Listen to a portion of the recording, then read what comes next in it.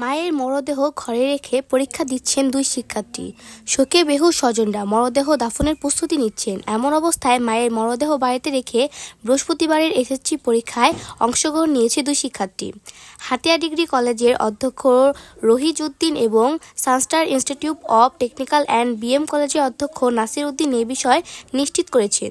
ঘটনাটি ঘটেছে টাঙ্গাইলের সখীপুর উপজেলার হাতিয়া ডিগ্রি কলেজের শিক্ষার্থী সাইমা আক্তার এবং Sunstar institute of technical and BM কলেজের শিক্ষার্থী লাবণী আক্তারের মা মারা গেছেন।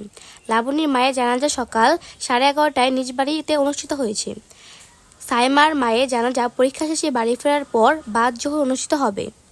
মা হারানোর সাইমা আক্তার সখীপুর সরকারি কলেজ কেন্দ্রে এবং লাবণী আক্তার সখীপুর আবাসিক মহিলা কলেজ কেন্দ্রে থেকে এসএসসি পরীক্ষা দিচ্ছেন।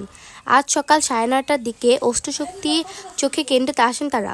সহপাঠী ও কেন্দ্রের দায়িত্বপ্রাপ্ত শিক্ষকদের সহযোগিতায় পরীক্ষা অংশ নেয় তারা। পরিবার ও স্থানীয় লোকজন জানান, উপজেলার হাতিয়া গ্রামের মোহাম্মদ রায়হান মিয়ার মেয়ে সাইমা আক্তার। সাইমার মা শিল্পী আক্তার 40 কিডনি জনিত সমস্যার কারণে 2 জুলাই দিবাগত রাত 3টার দিকে নিজ বাড়িতে মারা যান। তার এক ছেলে ও এক মেয়ে।